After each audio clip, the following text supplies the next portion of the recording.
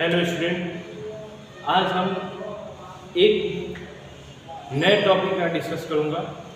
इससे ऑलरेडी में बिफोर हमारे लेक्चर में डिस्कस किया हुआ अपलोड किया गया है। उसमें कुछ में रॉड्स लॉ का बारे में बताया था और रॉड्स लॉ से ही रिलेशन दो टॉपिक के बारे में हम लोग जाने भी थे, जिसमें एक टॉपिक के पूरे तरह से मैं क्लियर उसको डिस्कस कर लिया था और अदर जो टॉपिक है उसको मैं आज के लेक्चर में कंप्लीट करूंगा। इससे बिफोर जो हमारे रॉड्स लॉ में दो जो पॉइंट है उसको मैं ओवरव्यू पहले देता हूँ। उस केस में रॉड लॉ के केस में सबसे फर्स्ट में डिस्कस किया था कि जब वोलेटाइल सॉल्यूट भी हो और सॉल्वेंट भी जब वोलेटाइल हो तो दोनों का जब मिक्सिंग हो तो उसकी सॉल्यूशन वोलेटाइल ही बनती है।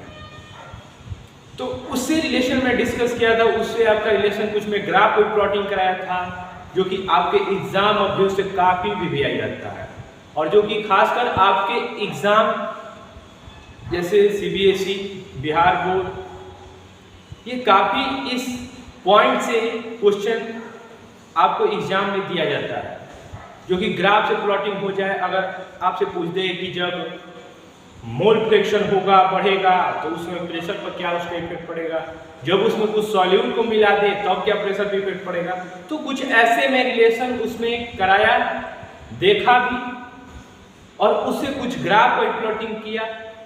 आज के लेक्चर में मैं उसी के सेकंड टॉपिक में डिस्कस कर रहा हूं और उस सेकंड टॉपिक से जैसे इस सेकंड टॉपिक के अंदर वोलेटाइल सॉल्यूट और वोलेटाइल सॉल्वेंट था फर्स्ट केस में, लेकिन in second case non volatile solute, volatile solvent.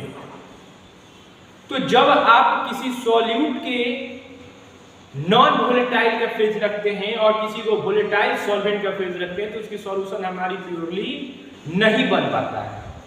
ठीक है, जो हमें आगे देखूंगा आज। अभी इससे पहले में कुछ एक टॉपिक है उसको मैं डिस्कस कर लेता हूं कि प्रीवियस हमारे 3-4 लेक्चर बिफोर कुछ में हेनरी लॉ का भी रिलेशन बताया था। तो अगर आपके एग्जाम में क्वेश्चन ये पूछ दिया जाए कि रॉल्स लॉ हेनरी लॉ का स्पेशल केस कैसे है, तो Raoult's law is a special case of Henry law, मैं कैसे समझूंगा इसको, तो देखा जाए।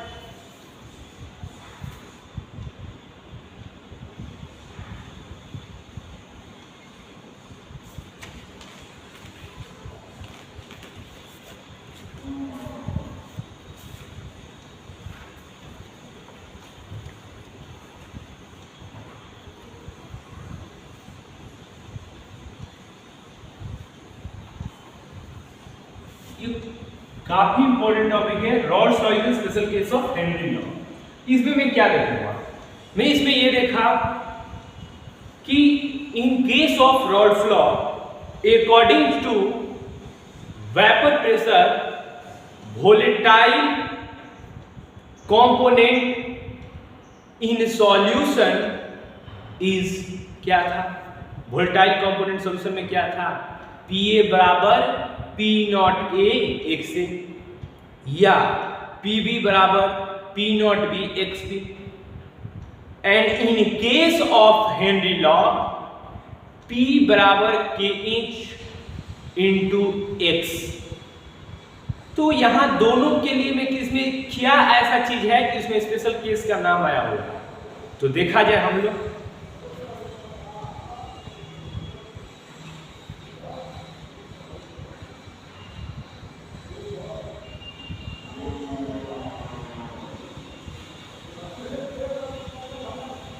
According to Rod's law,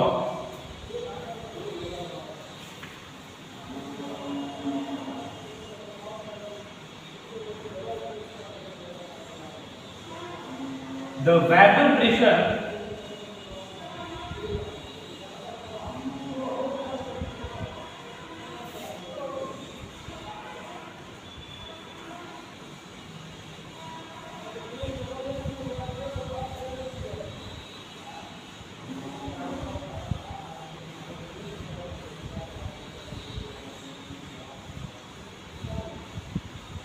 ये था या PV बराबर P not B X B. यहां तक में देखा, ये किसके केस में है? रॉड के। According to Raoult the vapour pressure of the volatile component of solution.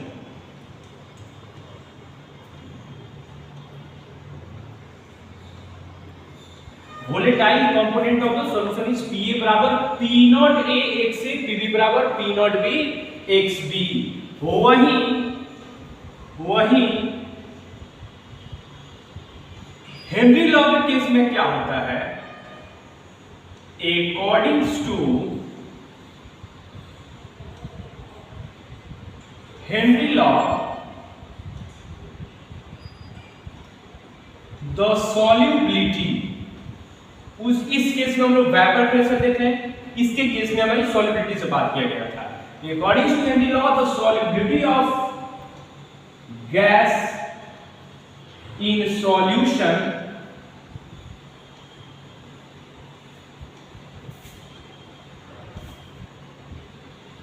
are P बराबर KH डॉट X।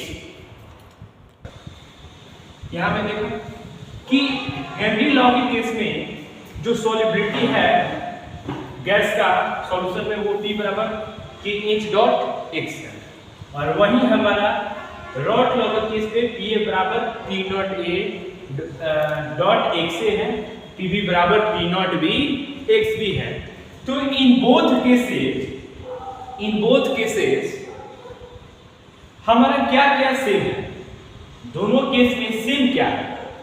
देखिए, इस केस में भी हमारा प्रेशर अप्लाई किया जा रहा है, इस केस में भी वेपर प्रेशर अप्लाई किया जा रहा है।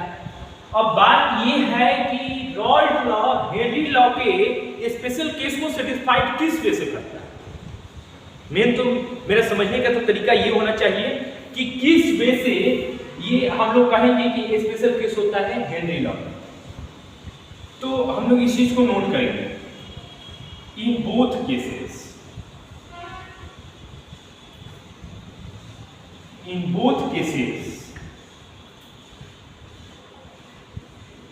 इसमें मैं P लिखता हूं।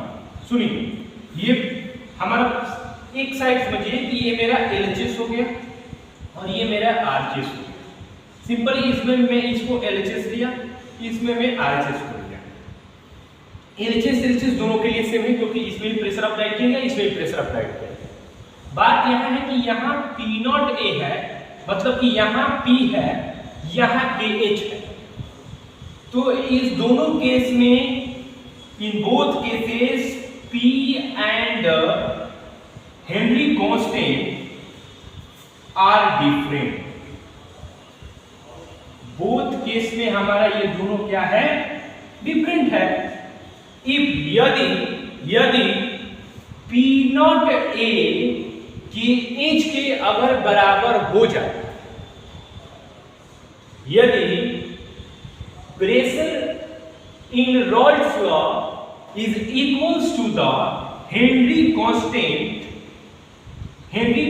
in Henry law, then Rod's law is the special case of Henry law। बात समझ में आए? कहानी का मतलब क्या है कि दोनों केस में in both cases P and KH are different। if P and KH are equal, यदि जब P और KH इक्वल हो जाएगा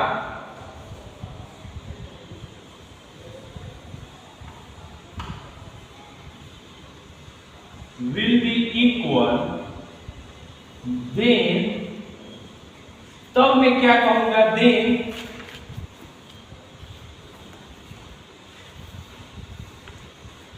Rod's law is a special case of Henry law। कहानी का मतलब क्या है कि दोनों केस में P and KH जो है वो क्या है? हमारा डिफरेंट है। और एक और चीज है कि यदि P एंड KH जो दोनों क्या है हमारा, यहाँ P एंड KH जो डिफरेंट है, क्यों है? क्योंकि दोनों केस में ये हमारे कांस्टेंट है। In both cases P and KH are constant, या ऐसे भी लिख सकते हैं both cases P and KH is constant, ठीक है। और अगर कांस्टेंट में लिख देता तो या फिर डिफरेंट नहीं, अगर मैं डिफरेंट यहाँ लिखा हूं तो कांस्टेंट आप छोड़ भी दीजिए। अच्छा है, एक चीज आप यहाँ पे भी ऐड कर सकते हैं, इन बोथ केसेस कांस्टेंट, इसको थोड़ा सा क्लीन करके अच्छा लिख दीजिए। इन both cases the constant P and KH are different। दोनों केस में P and KH क्या है? कांस्टेंट है। और वहीं यदि P and KH will be equal, then Lord's law is the special case of Henry law। अगर हमारा ये अगर इक्वल हो जाता है कांस्टेंट का, यदि हमारा कांस्टेंट जो है P और KH अगर हमारे आपस में जब इक्वल हो जाता है, तब कहेंगे कि Raoult's law is the special case of Henry law. Clear है यहाँ तक? ये ही आपका कुछ पॉइंट्स था। इसके बाद में न्यू टॉपिक में डिस्कस करता हूं, जो कि एक नॉन वोलेटाइल सॉलिड लूंगा और दूसरा मैं वोलेटाइल सॉल्वेंट लूंगा। पहले इसको जल्दी से आप नोट कर लीजिए। यहां तक से नोट हो गया। मैं अगले पॉइंट्स के बारे में डिस्कस करता हूं।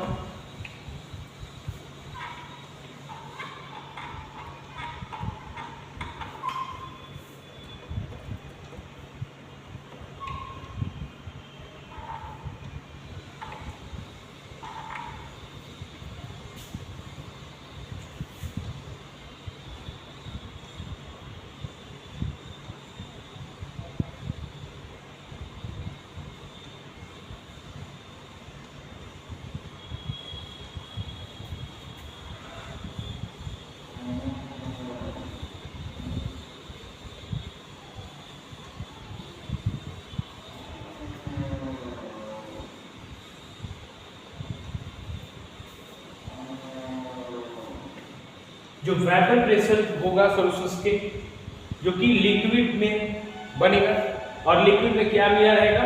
सॉलिड रहेगा। उस केस में क्या डालता है? Vapour pressure of solution in liquid solution, जो कि हमारा इसमें क्या है? Solid in liquid. कहने का मतलब क्या है? कि वेपर प्रेशर जो बनेगा, सॉल्यूशन जो बनेगा, सॉलिड इन लिक्विड में बनेगा। क्लियर है?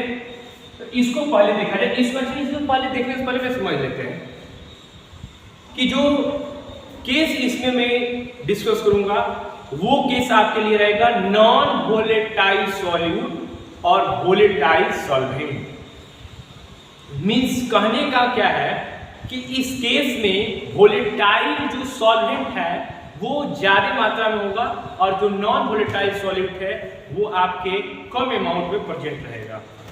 ठीक है, तो इससे पहले मैं इस टॉपिक के बारे में डिस्कस कर लेता हूं क्या है, और इसमें जो मैं चीज में अभी बोला कि इसमें 2 पॉइंट्स के बारे में मैं डिस्कस करूंगा।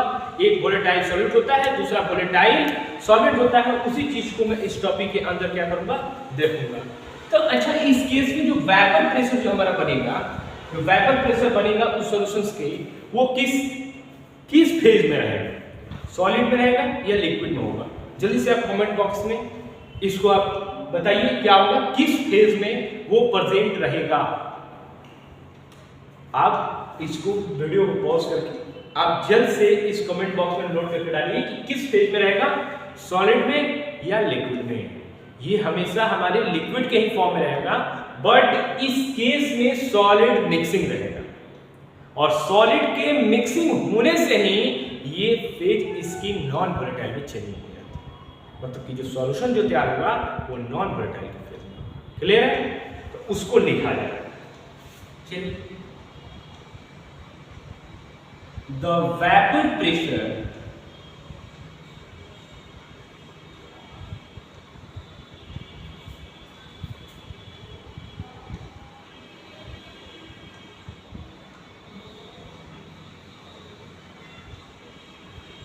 जो वेपर प्रेशर जो प्रिपेयर्ड होगा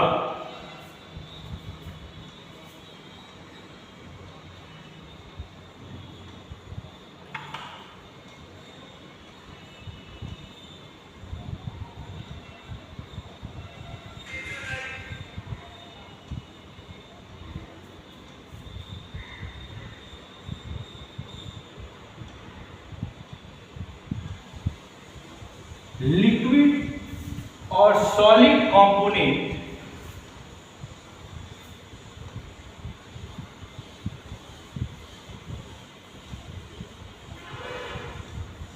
is less than pure solvent। मतलब यहां तक मेरी पॉइंट बोला है, इसमें क्या समझाया कि जो वेपर प्रेशर जो प्रिपेयर्ड होगा लिक्विड या सॉलिड कंपोनेंट के द्वारा वो लेस होगा प्योर सॉल्वेंट के अपेक्षा। तो इससे कहने से हम लोग क्या समझे, ये कम रहेगा तो क्या समझाया जा रहा है, ये चीज समझा रहा है कि दिस इज बिकॉज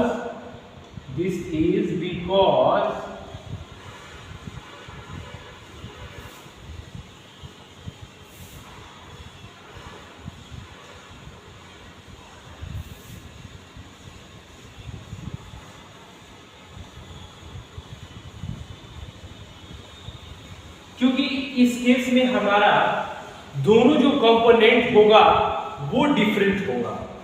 क्लियर है? और ये डिफरेंट मतलब कंपोनेंट जो होगा ये अलग कैसे होगा, इसलिए कि एक का जो मैं फेज ले रहा हूं वो किस फेज में ले रहा हूं, सॉलिड में, और दूसरे का जो मैं फेज ले रहा हूं किस में ले रहा हूं, लिक्विड में। इसलिए इस केस में जो हमारे कंपोनेंट जो तैयार होगा वो क्या होगा, this is because at the surface of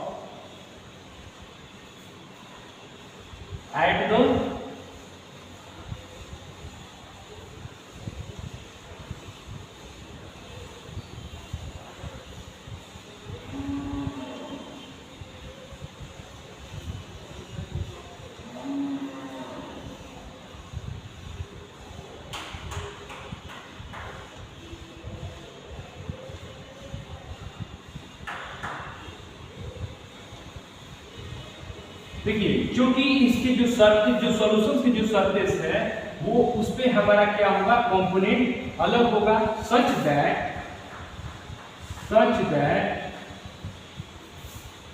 non volatile solute and volatile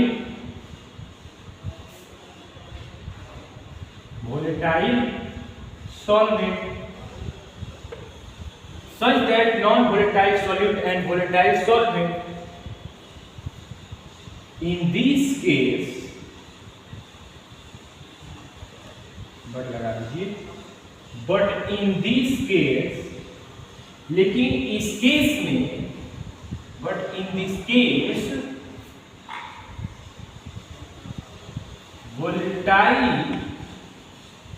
solvent are only evaporate।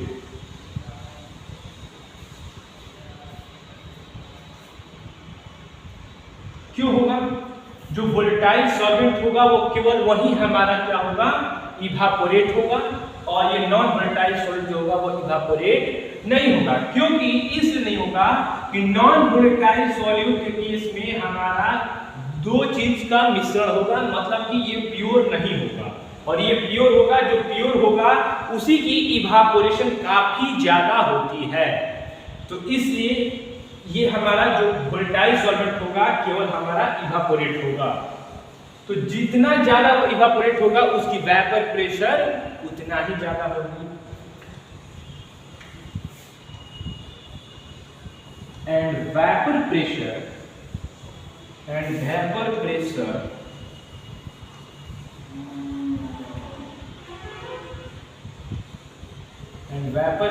Is more, और इसका वेपर प्रेशर क्या होगा, हमारा ज्यादा होगा। जल्दी से इसको नोट कीजिए आप, जल्दी से इसको नोट कीजिए। अब मैं केस को डिस्कस करूंगा, यहां तक से होगा। अब हम लोग केस को पहले एक्सप्लेन करके देखते हैं, डिस्कस करते हैं उसको।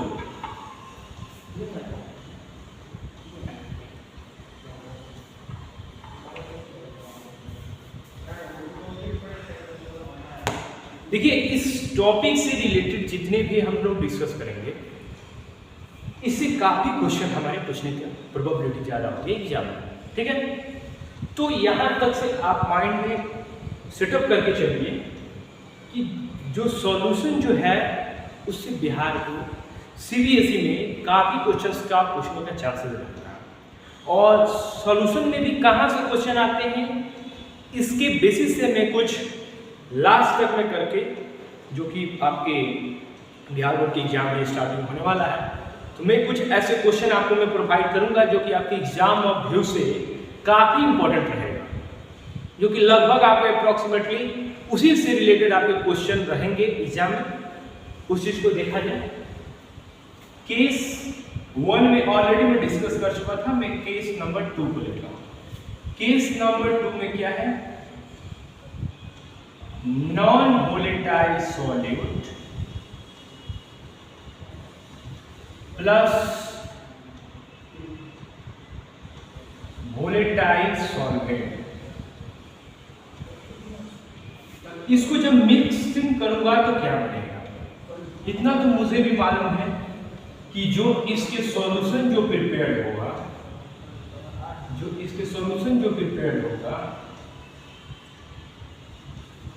इस केस में हमारा दोनों पार्टिकल्स मिलेंगे। ये जो लिक्विड में है उसको मैं वोलेटाइल सॉल्वेंट मान लेता, और जो ये पार्टिकल्स में है इसको मैं नॉन वोलेटाइल मान लेता, ठीक है। ये जो सॉल्यूशन जो तैयार हुआ तो देखा जाए थोड़ा ये कैसे हो, तो इसका 2 में कंटेनर लिया, एक कंटेनर में नॉन वोलेटाइल सॉल्यूट को डाला। मिक्सिंग तो ऐसे समझा जाए कि एक बार मैं वोलेटाइल सॉल्वेंट लिया, चलिए मैं इसी को मैं वोलेटाइल सॉल्वेंट ले लेता हूं, ठीक है। और ये क्या है, नॉन वोलेटाइल सॉल्वेंट।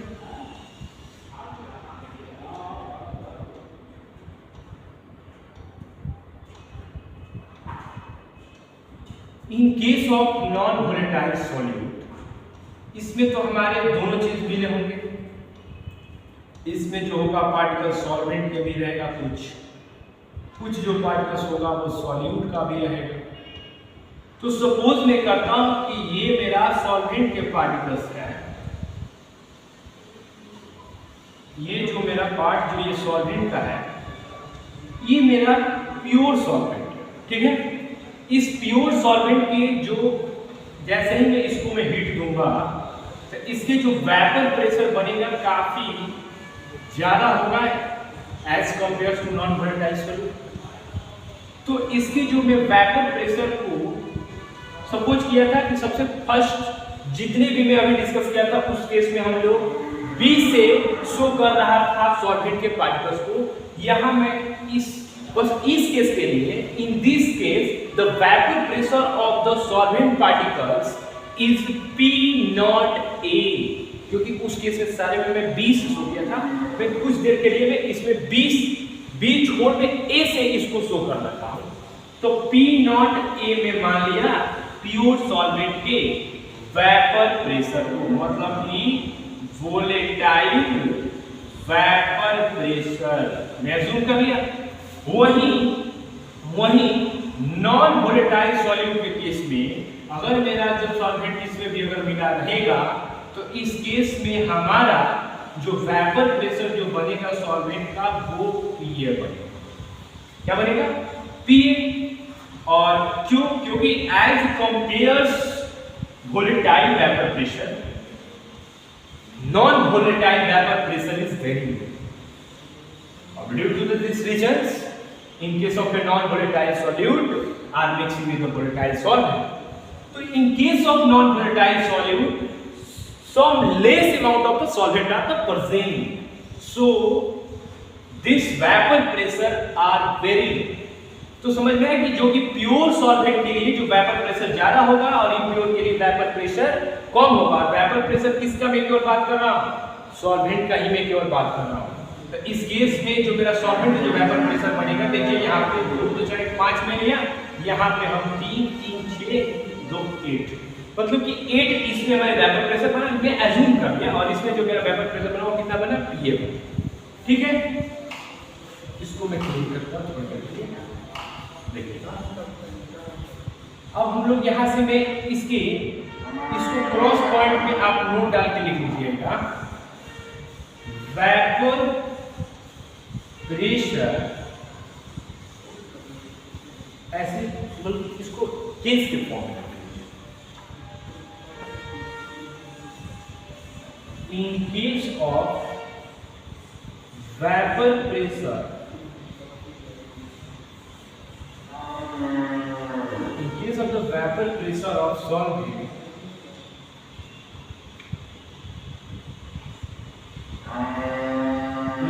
PA, इस केस में जो वेपर प्रेशर जो सॉल्वेंट का है वो क्या है, PA, vapour pressure of pure लिख दिया जाए, क्योंकि ये प्योर सॉल्वेंट में जो प्रेशर है वो क्या है, P0 A है। तो मैं यहां से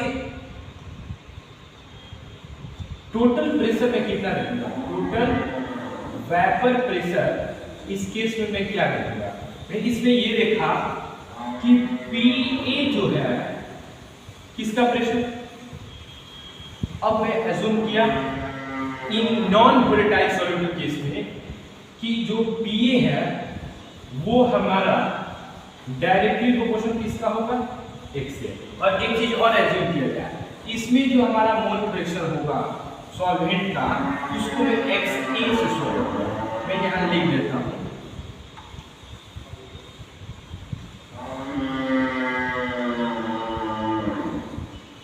मोल फ्रैक्शन ऑफ सॉल्वेंट, सॉल्वेंट का मोल फ्रैक्शन क्या है, XA है। तो मैं क्या देखा कि PA जो है वो डायरेक्टली प्रोपोर्शनल XA का होता है, फर्स्ट इक्वेशन, और सेकंड इक्वेशन में देखता हूं कि PB जो होता है वो मेरा डायरेक्टली प्रोपोर्शनल XB का होता है। तो इस केस में हमारा जो सॉल्यूट का जो मोल फ्रैक्शन होगा उसको मैं एज्यूम कर लेता हूं XB से, मोल फ्रैक्शन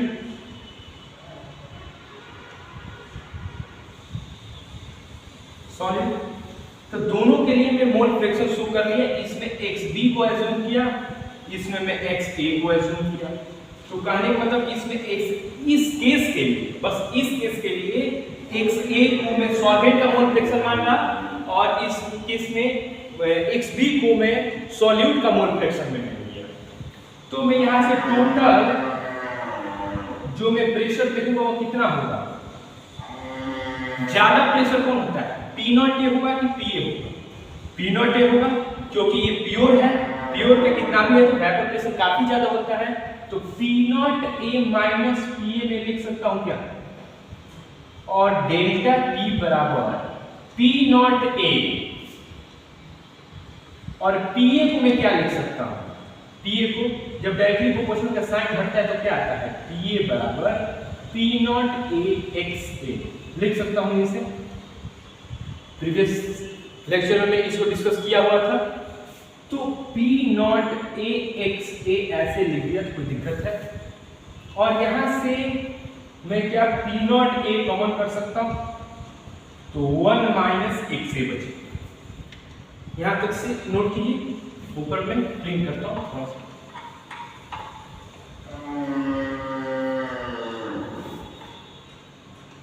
तो डेल्टा P बराबर P0A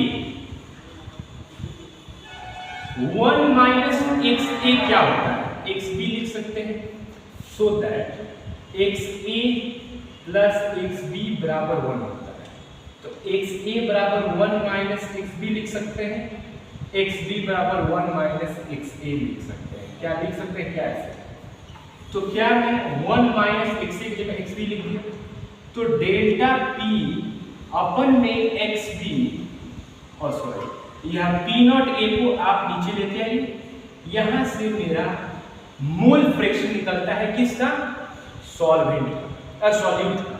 ये जो बी है वो क्या है, मोल फ्रैक्शन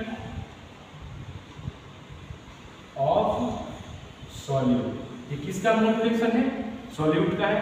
तो मैं मुझसे रिलेशन अगर पूछा जाएगा कि जब नॉन वोलेटाइल, और ये आपका क्वेश्चन आया भी हुआ है कि explain the Rawls law non volatile solute mix with the volatile solvent, क्या होगा, तो उस केस में लिखेंगे जो मोल फ्रैक्शन जो सॉल्यूट का होगा वो मेरे टोटल प्रेशर अपन में वेपर प्रेशर जो होगा किसका, सॉल्वेंट के डिवीजन में होगा। मतलब कि total pressure delta P upon P not a जो होगा वो मोल फ्रैक्शन ऑफ सॉल्यूट के इक्वल होगा। तो यहां तक से मैं देखा, इसको आप जल्दी से नोट कर लीजिए और वीडियो को पसंद है नोट कर लीजिएगा, तब तक से मैं आगे इसको एक्सप्लेन करूंगा। चलिए देखा जाएगा, आगे देखें।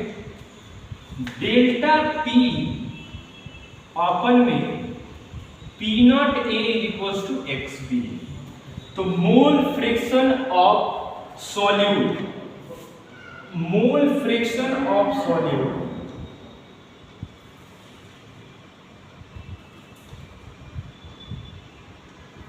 XB बराबर हम लोग क्या लिख सकते हैं, number of mole of solute बटा में टोटल नंबर ऑफ मोल, मतलब कि Na प्लस Nb।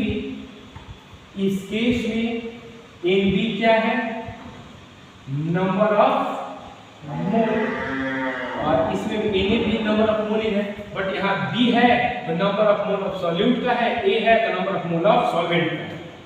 तो क्या मैं XB की जगह पे Nb अपन Na प्लस Nb लिख सकता हूं, Nb अपन में Na प्लस Nb लिख सकते हैं। और यहां से इस रिलेशन से मुझे ये मालूम चलता है कि Nb जो number of mole of solute much less than number of mole of solvent, क्या होता है, A जो होता है काफी ज्यादा होता है Nb के कंपेयर में। सो इसलिए यहाँ पे Na को नेग्लिजिबल कर दिया जाता है, क्योंकि Nb जो होता है इस केस के लिए क्या किया जाता है, जो कि मैं सॉल्यूट का मोल फ्रैक्शन निकाल रहा हूँ, तो मोल फ्रैक्शन इस केस में जो सॉल्यूट का होगा और सॉल्वेंट के जो कंपेयर में लिया जाएगा, तो ये रिलेशन से हमें क्या मिल रहा है कि Na जो होगा वो 0 के बराबर रख दिया जाएगा, मतलब कि मच क्या हो जाएगा, ये छोटा होते जाएगा Nb, इसलिए A को मैं नेग्लिजिबल 0 कर दूंगा। और जब 0 मैं नहीं करता हूं, अगर मैं इसी को मैं बढ़ाते जाऊंगा तो इसकी वैल्यू हमारी घटते चली जाएगी। इसलिए इस केस में Na को मुझे नेग्लिजिबल करना पड़ता है, मतलब कि देखिए Na बड़ा है ना, Na बड़ा है, Na जब बड़ा होगा तो उस केस में Nb को मुझे नेग्लिजिबल करना पड़ेगा, और मैं Nb को मैं क्या किया, 0 के बराबर एज्यूम कर लिया, क्योंकि जो डिवाइड आप अगर किसी टर्म से छोटे में डिवाइड कीजिएगा तो उसकी वैल्यू और छोटी होगी, मतलब कि जब अगर इनर है तो इनर में और मल्टीप्लाई कीजिएगा तो उतना ही उसकी इनर इंक्रीज होते चला जाएगा। सो इसलिए delta P upon P not A is equals to Nb upon Na, ठीक है। तो यहां से मैं Nb को क्या किया, 0 के बराबर नेग्लिजिबल कर दिया, Na में लिखा था, इसको मिस्टेक से लिखा गया A, इसको B कर दिया, तो Nb इक्वल टू क्या है, 0 के बराबर एज्यूम किया, क्योंकि Nb जो है मच स्मॉलर है Na से। सो इन दिस केस अगर कोई टर्म अगर छोटा है उसमें छोटे से अगर छोटे को डिवाइड किया तो और वैल्यू उसकी क्या होगी, छोटी आएगी। तो यहां से नंबर ऑफ मोल निकाले तो आपको मालूम है, मैं पिछले वाले सबसे स्टार्टिंग जो क्लास की सेकंड जो क्लास है उसमें डिस्कस किया था नंबर ऑफ मोल निकालने का। तो Nb बराबर हम लोग क्या लिखेंगे, NB बराबर हम लोग लिख सकते हैं वेट ऑफ सॉल्यूट बटा में मोलर मास ऑफ सॉल्यूट। मतलब कि नंबर ऑफ मोल कैसे निकलता है, सॉल्यूट के वेट से उसके मोलर मास से क्या कर दिया जाता है, डिवाइड कर देता है। एमबी की जगह क्या लिखेंगे, डब्ल्यू अपन में एमबी इनटू और एन की जगह पे क्या लिखेंगे, डब्ल्यू ए और ऊपर में क्या चला जाएगा, एम ए। तो यहां तक से आपका ये केस 2 के लिए रिलेशन कंप्लीट होता है। मतलब कि ये अगर आपसे नॉन वोलेटाइल सॉल्यूट और वोलेटाइल सॉल्वेंट का केस पूछे अगर एग्जाम में, तो आपको इतने तक से इसको क्लियर डिफाइन आपके लिए करना पड़ेगा। क्योंकि डेल्टा पी, आप डेल्टा पी की जगह पे एक और टर्म आप नोट कर सकते हैं, P not A minus P ए। यहां तक से आप इसको भी नोट कर सकते हैं, इसको भी आप ऊपर यहाँ पे नोट कर लीजिएगा। क्योंकि अगर आपको यहां तक से जब आप कर ही दिए तो डेल्टा पी को हम लोग क्या लिख सकते हैं, P not A minus P ए। तो आप इसकी जगह पे तो लिख सकते हैं ना, डेल्टा पी की जगह पे तो आप लिख दीजिए P not A minus P A upon में P not A is equals to W B into molar mass of A बटा में molar mass of B into W A. ये आपका क्या हुआ, रिलेशन कंप्लीटली यहां से आपके लिए रॉड्स लॉ कंप्लीट होता है दोनों केस के लिए। क्योंकि रॉड्स लॉ यहां तक से आपके दोनों केस में क्लियर हुआ, जो कि केस 1 में इसे प्रीवियस लेक्चर में मैं डिस्कस किया और केस 2 जो है मैं इस लेक्चर में आपके लिए डिस्कस किया। तब तक मैं इस लेक्चर को यहीं पर मैं एंड करता हूं और इस लेक्चर को आप कंप्लीटली देखने के बाद मेरे चैनल को subscribe, like, share and bell icon दबाना ना भूलें।